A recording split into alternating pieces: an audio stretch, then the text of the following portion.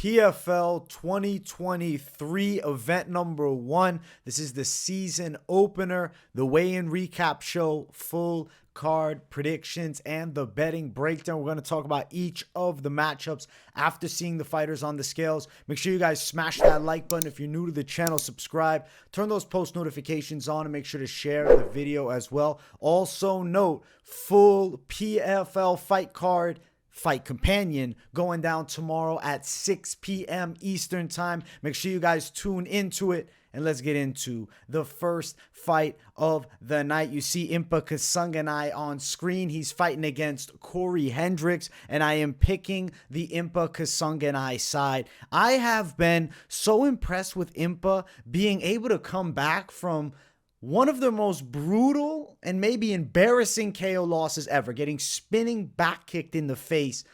Impa Kasanganay took it like a savage. He's moved on from it. He's taken, some losses since then. 2-fight winning streak, 2-fight knockout streak is signed to PFL, and they threw him Cory Hendricks. He decided to move up to 205. He did that on the Challenger Series, and I feel like he's better here.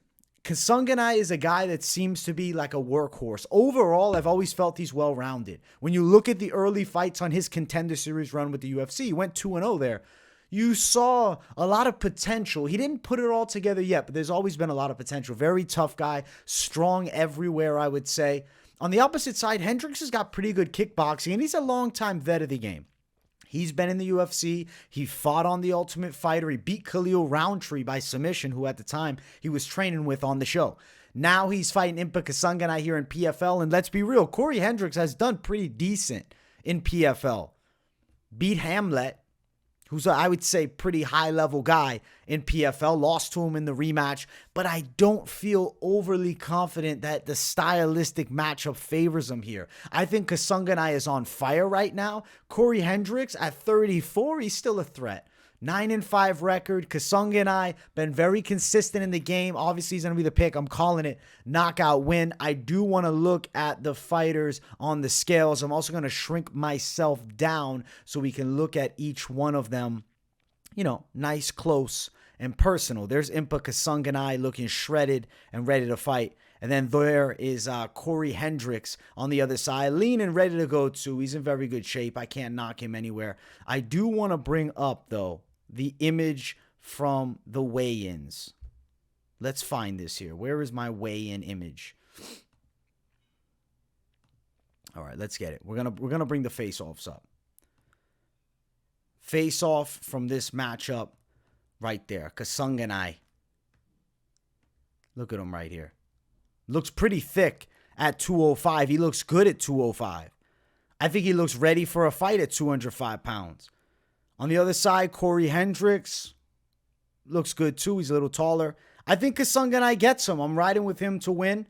I like him to get a finish. This opens up the PFL season. This is not, though, an actual fight that leads to points. This right here is a good matchup for, maybe if they need a call-in, the winner of this fight would be the guy. I'm riding with Kasanganay to get it done. I do want to also look at the odds for this fight here.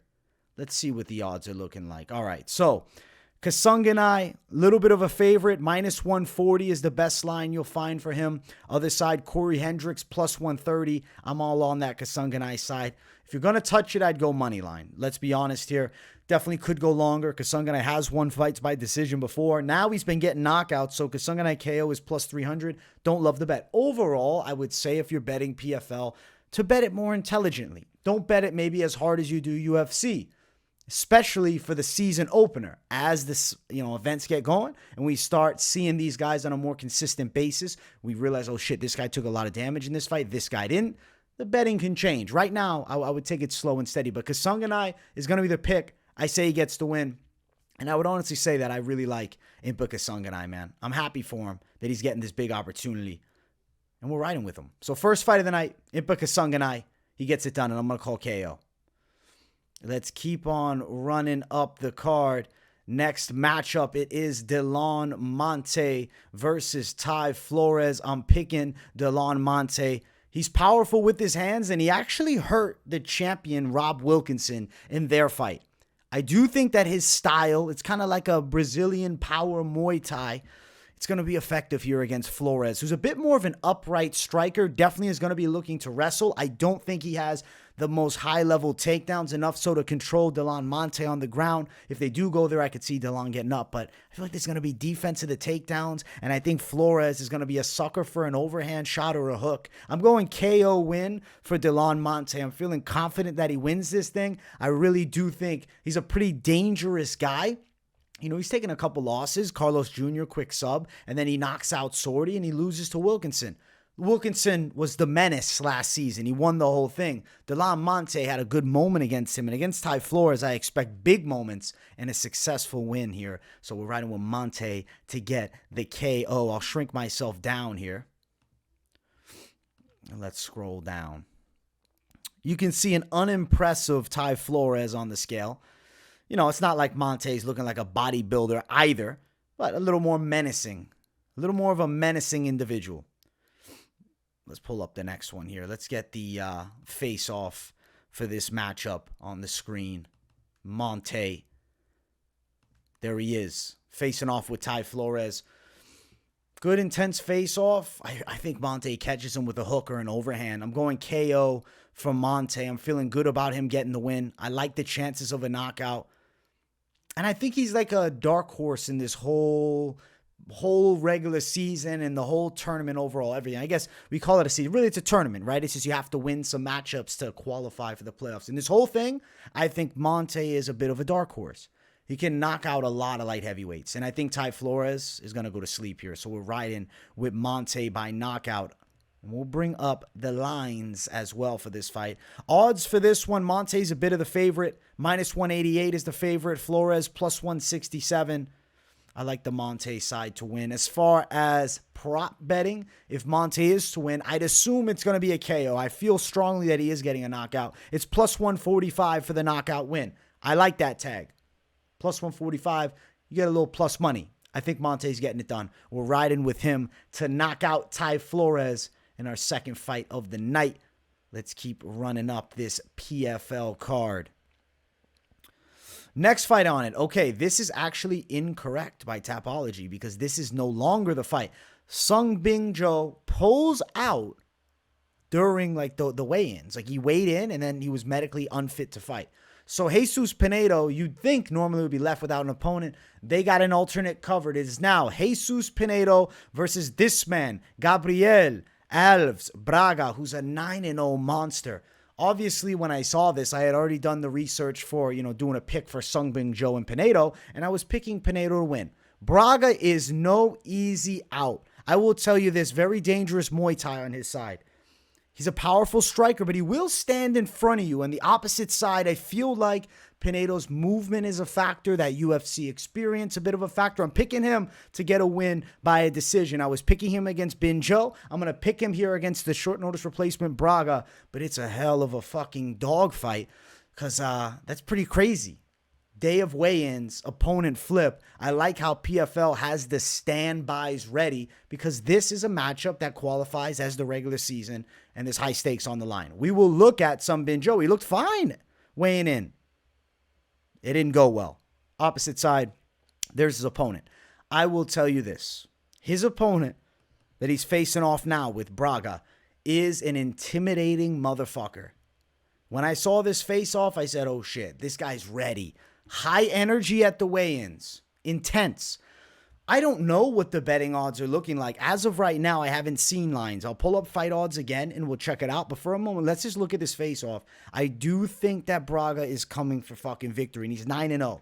I would not necessarily advise to bet against this 9-0 guy coming on short notice in a spot that, I don't know, it could be favorable to him. How much does Pinedo know about Braga? So yes, I've been picking the Pinedo side, but a lot of variables would lead me towards, if it's a big plus money line, Braga could be the better option if you're looking at pure betting wise. I want to look at if the lines are here. I don't believe they are.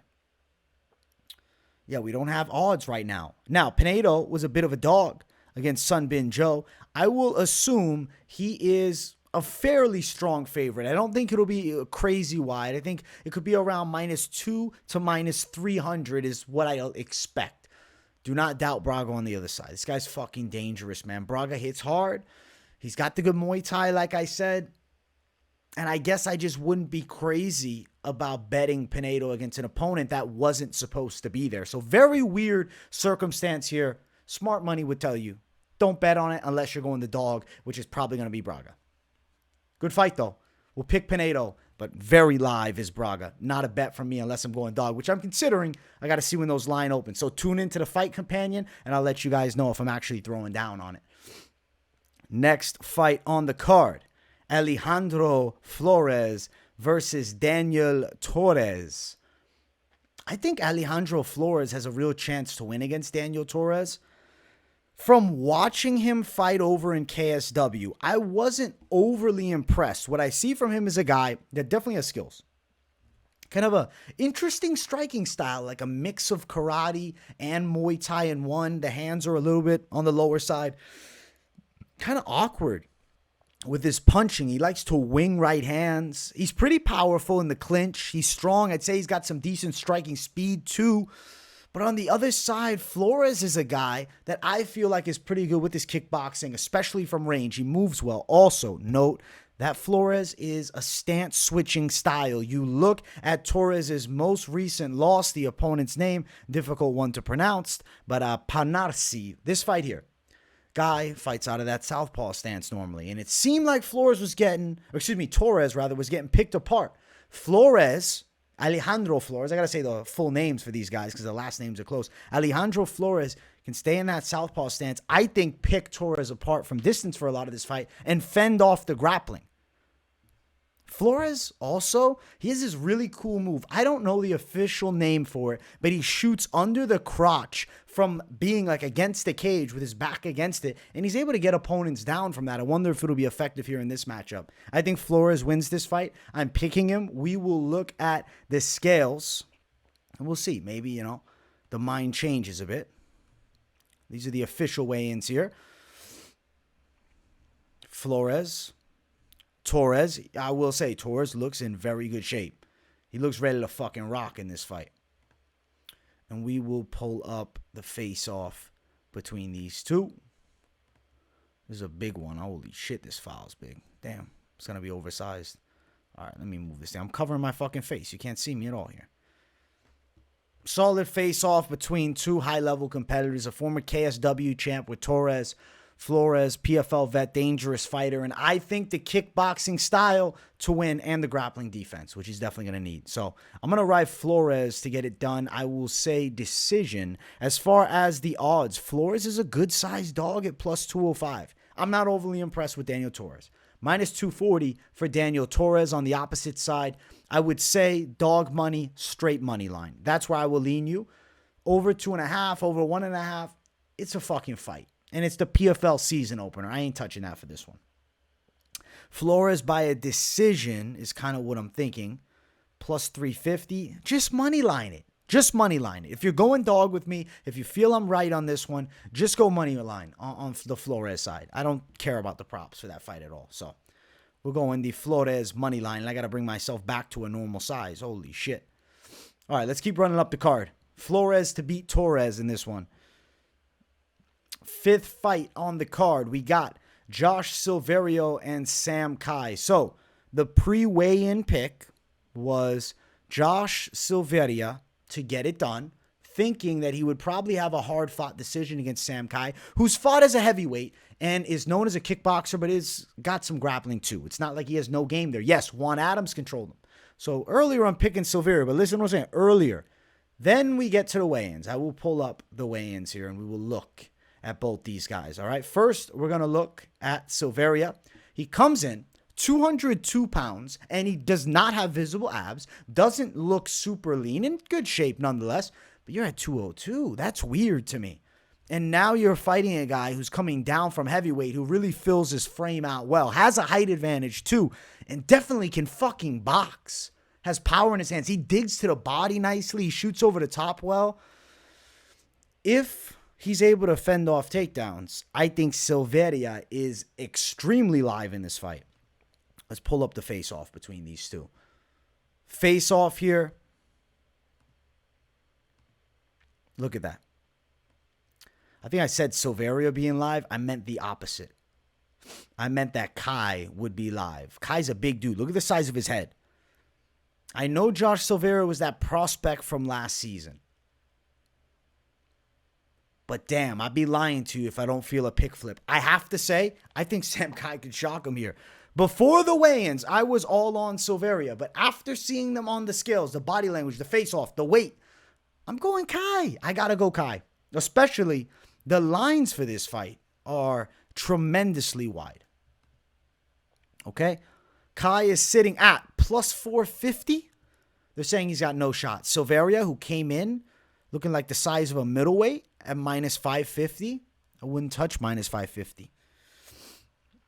Kai to win by KO plus 650.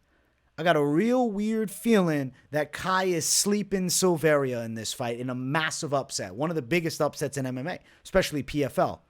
I mean, I guess the Pacheco win over Kayla Harrison might have been bigger, but this is right there. Yeah, I'm going Kai. I'm going to pick him to win, and the value on the bet is much better than throwing down on Silveira if you're trying to attack money line. I think he has a real chance to get it done in this fight. Pre-weigh-ins, it was Silveira. Post-weigh-ins, it's Kai. I'm going Kai to win. We're calling it knockout. And let's get that plus money on the dog. Let's ride with it. I think he's getting a KO. I think the hands are good. And Silveira on the other side, he's got nasty kicks. Big knockout of Hamlet. He's a good fighter overall. But Omari Akhmedov was having success. And Akhmedov's, a guy that's been at middleweight in his UFC run. And now he's fighting against a guy coming down from heavyweight who can crack. I don't like the chances, man. I think Silveira is going to bed. Next fight on the card is our featured prelim. It is Marthin Hamlet versus Mohamed Fakhreddine. So, this pick is not easy for the simple fact that Marthin Hamlet is a guy that's kind of hit or miss sometimes. I don't know. I feel like he's underwhelmed in performances. Granted, he has good wins. Cesar Ferreira, I know injury, but still a W. Askurlos, this guy here, good fighter. I know exactly who he is. The last name is just terrible to pronounce. And then the Cory Hendricks split decision. He also lost to Cory. You see a Silveira loss in the mix of it, right? Marthin Hamlet, though, he can wrestle. On the opposite side, Fakhreddine. It's a Lebanese striker who's dangerous as fuck, but he likes to brawl a bit too much, might be out of position at time to get caught. So you can see the pick hasn't been easy for me. So pre-weigh-ins, I'm thinking, okay, I think Fakhreddine could find a way to get a KO. But I'm like, this one, for the pick, I really got to wait till the weigh-ins. I've watched the weigh-ins, obviously, before this, but we're going to look at everything here, and we'll talk about it. Okay, we're going to look first at Hamlet. He looks jacked and in great shape. His opponent doesn't look great. Red flag. Red flag as fuck. I don't like the way he looks. Now we pull up a face-off. Okay? We're going to look at this face-off here. Fakhreddine and Nielsen. If you're torn on the pick, look at the face-off now. Hamlet looks fucking scarier and more menacing. In the actual weigh-in video, I got to go Hamlet. I'm picking the Hamlet side. I want to go Fakhreddine. I did at least. But nothing overly impressed me in the tape. It's just I'm always so underwhelmed with Hamlet in all the fights I normally see. I don't know. I just feel he's a bit underwhelming at times. Underperforms. Even the Hendricks win. He's coasting to the win by trying to clinch, trying to hold. He doesn't really want to get into a banger. On the other side, Fakhreddine does bang. So betting-wise, I wouldn't bet Hamlet. I'm not going to. That makes no sense to me. Looking at Hamlet, the odds for him, he's around minus 165. His opponent, Fakhreddine, plus 158. To me, it's like not enough, maybe. I mean, plus 150 is not bad, but it's not a great plus to attack the dog side of a guy who's got skills, obviously. I mean, where was he fighting previously? I know the organization, but yeah, it was Brave. He was running through Brave, doing a fuckload of fights there. And I mean, you see a loss, Azamat Mirzanakhanov, that's a no-shame loss. So he's fighting good competition, but you're making your big debut at 38 against Nielsen, who's only 31. He could be getting better, especially at the heavier weight class, light heavyweight. We'll go Nielsen. I think he wins. I'm going to lean Nielsen by a grind-heavy decision in a fight that you guys might not love. I do hope I'm wrong on that, but I'm worried that it's not going to be entertaining. Hamlet to win by a decision. The official pick. Plus 325. But money line, minus 165, minus 180, around there. I don't know. Not going to bet Hamlet. It's just not for me. I could understand people wanting a dog attack, but I think Hamlet gets the win. He looked very good on the scales. He looked very good at weigh-ins. His opponent's 38 years of age. There is a good age. Granted, it is light heavyweight, so 38 is not as concerning at light heavyweight as it would be at 170 pounds. But factor for sure. Hamlet, decision. Let's keep on running up. Let's get to the main card. If you guys haven't, make sure you smash that like button. If you're new to the channel, subscribe. Chris Wade versus Bubba Jenkins. This is the rematch. I feel like it's a competitive fight that looks near identical, maybe. I was going to say identical, but nearly identical, similar to their first one. I think Chris Wade edges him by a bit on the scorecards. This is not a rematch that I'm demanding to see. Bubba Jenkins is good. He's really fucking good. I mean, he had moments against Loughnane. He's got pretty fast hands. He definitely can box with a Chris Wade. Chris Wade on the other side, though, a little bit nastier. Maybe a little more dog in him. Fast kicker. Pretty good from the outside. Can wrestle, too. Can match that wrestling of Jenkins. Maybe not as good, but as he gets later in the fight, Wade can dig deep and wrestle. I'll take Wade on a close decision. Both guys 35. Both guys fought each other previously. They always been close, right, to that world title, but unfortunately unable to win the PFL finals. I'll say that Chris Wade edges it out on the cards. That's the way that I'm leaning here, the Wade way. Let's look at the scales for these two. All right, there is Chris Wade, shredded and ready to go. There is Bubba Jenkins, shredded and ready to go. Let's pull up the face-off between these two. The rematch face-off as they run it back again. I guess they're not running it back again. They run it back for the first time. I don't know. The tape on the mouth is bad, man. I guess he's saying that he might bite you if he doesn't have his mouth taped. I think Wade edges him a bit. A little taller. He's got a little more of an edge to him. We're going Wade for the win. I'm picking him here, but it's a competitive-ass fight. As far as the odds, Wade around minus 172, Jenkins plus 150. I think this fight is one that goes over half a round for sure at minus 7,500. But the over 2.5 sucks. Minus 275, over 2.5. You still got two guys that are capable of hurting each other, even though I don't think it's that likely. I'll say Wade to win by a decision. So if you got to play it, it's plus 125. But yeah, money line, if you're going to go for it, over half a round at minus 750, rather minus 7,500. I don't want to bet Chris Wade. I think he should win against Bubba Jenkins, but it's a close fight. These guys are very good. And skill sets are not vastly different between these two savages. So let's keep running.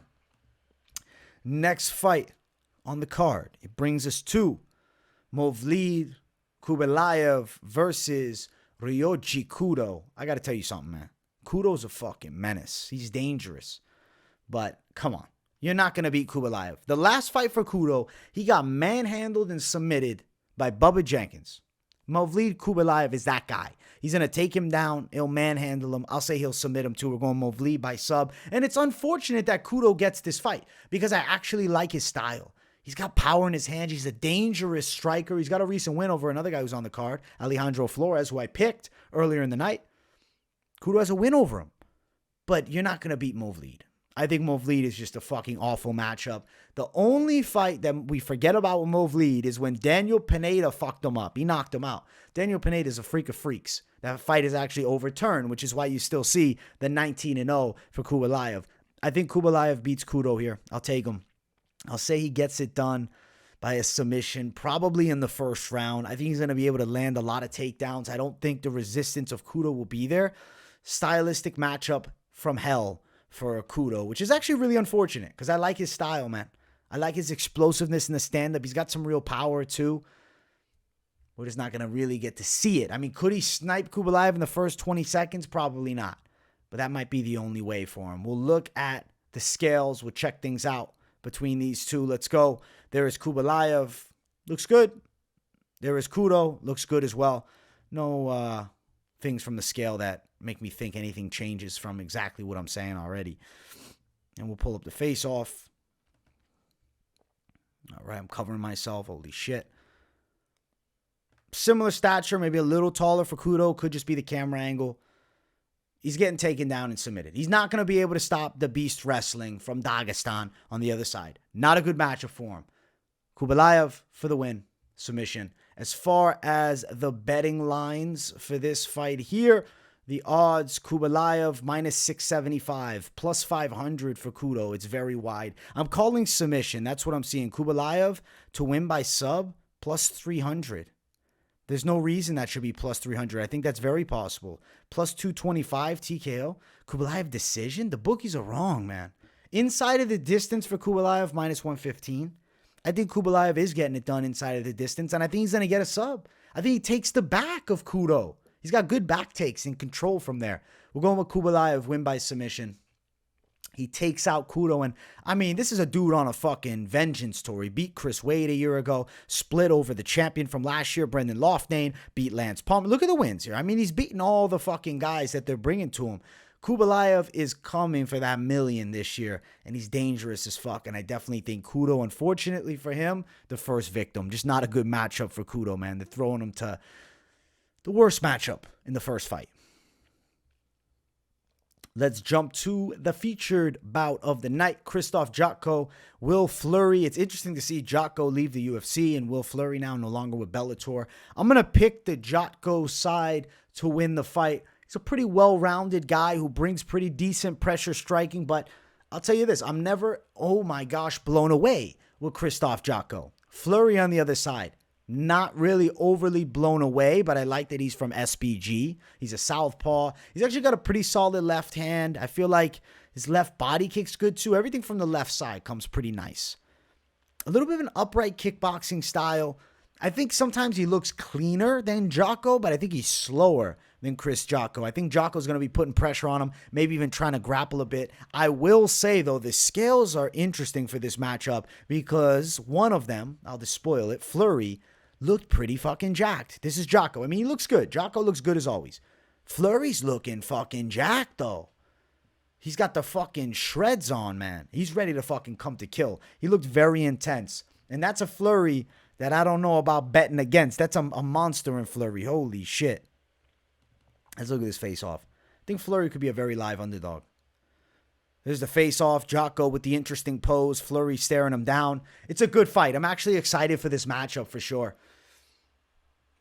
I think that Jotko by decision has got to be the official call in this matchup. But I don't think that you can count out Fleury, who showed up looking ready to fucking kill. I mean, this is a great fucking frame from him, and he's definitely training his ass off for this fight. As far as the odds, though, Jotko a good size favorite, minus 245. Opposite side, Fleury, plus 225. Fleury, let's see, what's Fleury if he did pull off a stoppage? Plus 900. It's not a huge chance of it. Jotko's very hard to finish. Jotko decision, minus 115. That's the way I think it's going. I think it's probably going to go over 2.5, which is minus 225. I feel like neither of them have that dynamite power. Yeah, so I'm going to say Jotko wins by decision, and that it also goes over. See, I mean, you know, limited, right? Look, no, you're not seeing any. These guys are not getting knockouts for the most part. So I think over 2.5 could actually be a safe play here in that, you know, nearing minus 300 range. Maybe as a parlay piece too. At the end, we'll talk about parlays and we'll concoct something. But Jotko to win by a decision is the official pick. He's very good at winning decisions at a solid level in the UFC. Beat Gerald Meerschaert. I think he should handle Fleury. I'm picking him to win. I know Fleury looks intense and intimidating. You see the wins, you're like, oh shit. But it's not like Jotko's this little shrimp. Jotko's in good shape too. So I'm riding Jotko win via decision. And let's get to the co-main event, which is actually a huge fight across mixed martial arts. It's Rob Wilkinson, Thiago Santos. Rob Wilkinson, I guess he's technically not the defending champion because PFL does seasons rather than just one champion who holds that throne. He's the returning champion from last season. So he is defending that crown essentially here against Thiago Santos, who's a top 10 UFC light heavyweight who fought against John Jones, has been in there against the best of the best. And we're going to find out a lot. I think stylistically, this is a bad matchup for Rob Wilkinson. I'm picking Thiago Santos to KO him. I know Thiago Santos hasn't looked great in the past several UFC fights. Even his win over Johnny Walker, underwhelming. But stylistically, how they match up, Wilkinson is more of an upright pressure kickboxer. Thiago Santos can find hooks and get knockouts to guys that come to him. You look at Jan Blachowicz, gets caught coming inside. I think Wilkinson's might get caught in a similar fashion to how Jan was caught in that fight. So I'm going to go Thiago by a KO. Now, I know there are some concerns with the knees of Thiago Santos. I am less concerned about this individual fight. I am more concerned about Thiago Santos. How is he going to fight 4 times this year with the amount of knee issues he's had in the past? That's a concern. How is he going to deal with the wear and tear, which is just inevitable with PFL? We're going to find out when the fight goes down. I guess we'll find out in the weeks after, and then when he's booked for the next one, let's see if he shows up. I think he wins here against Rob Wilkinson, and I also think there's a real chance that they run it back in the finals if Thiago is able to stay healthy, because Wilkinson is a menace. Thiago Santos, I'll call it KO. Kind of thinking second round knockout in this fight here. Let's look at the scales and see how these savages look. There is Thiago. He looks kind of small here, but I think it's the lighting and the angle of his arms, because he looked bigger at the official, or excuse me, rather the ceremonial. And then there's Wilkinson. Looks lean, ready to go. They look more like middleweights, to be honest with you, but that I think is just, the dehydration of the weight cut. Let's pull up the official face-off between these two. Co-main event. This is a fucking great fight, guys. I'm so excited for this matchup. Thiago Santos and him close to one another. I'll say this. Body language. Wilkinson was doing a lot of side-to-side movement. That, to me, is a little bit of anxiety, whereas Santos, he looked calm, ready to kill. I think Santos is going to knock him out. I think the stylistic matchup is there. I spoke on Monte, who fights on the undercard, cracking Wilkinson in their fight. If Thiago Santos lands a punch like that, the lights go out. I'm calling it. The lights are going out here. I'm going Thiago Santos KO win. And he's coming to fucking PFL to do some damage. As far as the odds, Wilkinson's the favorite. Minus 187. Thiago Santos plus 170. Give me the plus money on Santos. Also like the chances of Santos to win via knockout plus 450. Now, does it go over a round and a half? That's minus 180. I do think it probably would. But I could see Santos catching him early in the fight too. Wilkinson is there to be caught over the top. And I think Santos has that bomb that could put his lights out. So I'm going to go with Thiago Santos to win. I understand some people are probably more hard on the Wilkinson side, as great of a run as he's on. True. But he's not been fighting the creme de la creme of light heavyweights in the UFC. His most recent fight is a win over Omari Akhmedov. Now, impressive win nonetheless, but a former UFC middleweight. Beat Monte before that. You look at the wins, man. Pesta, decent fighter. Suto.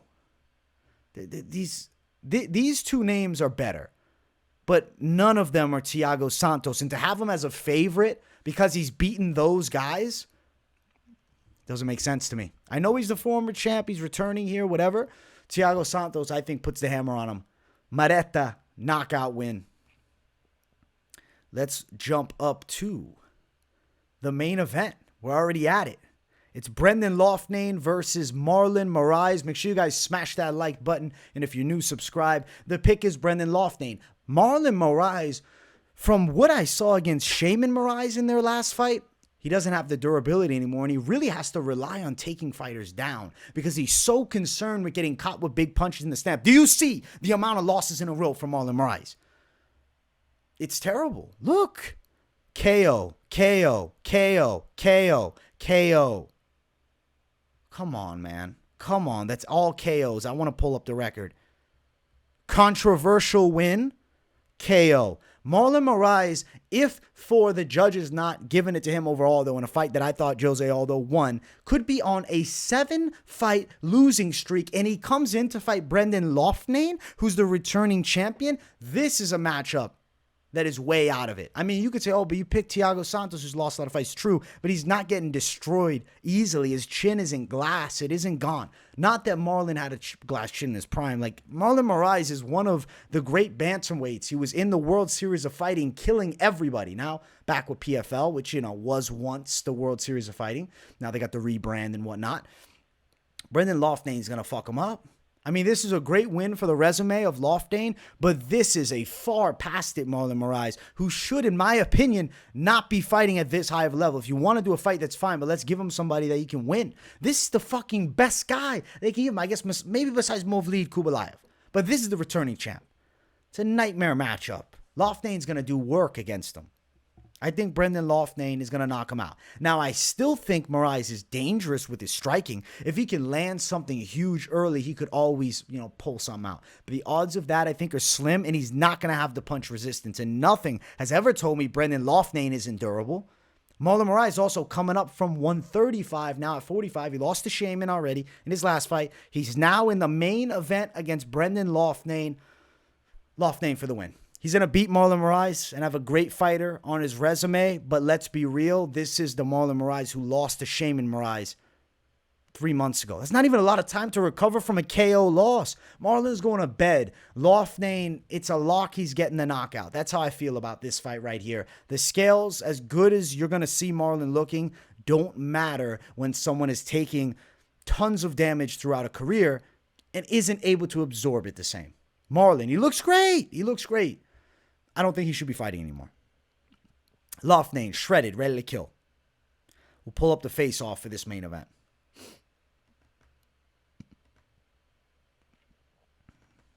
Here it is. Bada bang, bada boom. There's the face-off. There's the legendary Marlon Moraes. He's a legend of the game, and, I get it. He wants to fight, and he looks great. But, dude, the durability is there. Nothing is telling me he has a chance. He's getting KO'd. Loughnane, knockout win. And it's unfortunate that Marlon has to go out like this, and he's still going to be trying to compete in the season. How many fucking knockouts are we going to let him take? Not good. Not good. Minus 650 Loughnane, plus 530 from Marlon Moraes. I actually don't think this should be the main event because it's like a squash match, and it's sad to see Marlon get crushed like this. I think Wilkinson versus Thiago Santos is the real main event. This fight right here it's going to be sad to see, man. Under 2.5, I think high likelihood, minus 175. Yes, it's going to be a KO win for Loughnane. Loughnane by knockout, minus 150. Fucking hell's sake, it's close to the under 2.5. Maybe just play the under 2.5 just in case some crazy shit. Because if Marlon wins, he's got to find the knockout early. So yeah, I'd go under 2.5. I think that's a great play. Loughnane, you can't even touch the money line. What do you want to play? Loughnane in the first round? Plus 200? But what if he gets it in the second? Plus 400? Yeah, Loughnane for the win, guys. He's getting a knockout. He's going to sleep Marlon. I don't see Moraes at this age, 34, I know is not old, but at the amount of damage he has taken through a very long and hard career, I mean, he's fought the best of the best. At one point, I think he was the best bantamweight in the world. Now he's at featherweight. Now he's lost 5 fights in a row, lost 6 of the last 7, and the one win's controversial. Sad matchup. Sad. I don't want to see this, if you want my honest opinion.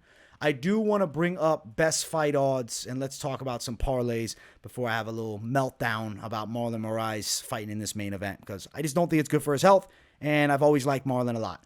So, good luck to him. I mean, you know what? I hope he goes out there and starches Loughnane with something crazy, but the odds of that are insane. I mean, you see him on the screen. It's not going to happen. Let's talk parlays. Let's talk about this subject. Let's get to something less somber than Marlon Moraes getting put out for, 7 times out of his last 8 fights. Holy shit. All right. So, you want to parlay things up, and you're like, where do I go from here?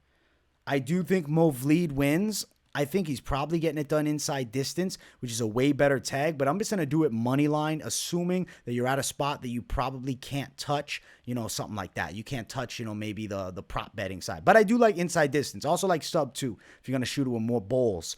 As far as this fight, I do think it could go over 2.5. I'll add it to the parlay for now.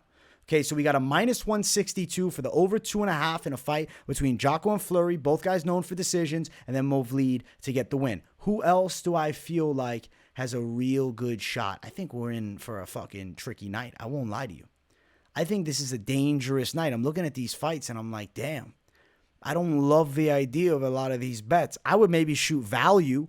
You add in Thiago Santos, get plus 330. I mean, you could add in Loughnane at the top. I'll add him in. Minus 115. You know what? Safe as fuck type play that I really feel like is going to come through to give you massive favorites at a near even tag is over 2.5. Jotko, Fleury, Movlid to win, and Loughnane to win. Minus 115. Write that one down. That is the safest one. After this point, we're in high as fuck risk territory because this is PFL, man. And this is the opener for the season. This is going to be some wild shit, man. I'm excited, though. let's see. If I'm crazy and Josh Kai does win and you had in Thiago, if they both pulled it off, you get plus 2,674. For the straight balls of this one, I'll write it down. But if I was to actually do it, I'm not going to fucking attack it with, I don't know. I think I got to maybe remove the over 2.5, which at this point I can't even find which one we grabbed. It is what it is. It is what it is. No worries. We'll fucking just clear the slate off. This is live money, bro. Live action. We're bringing it to you. Yeah, I'll remove that one. But yeah, let's say we kept Loughnane.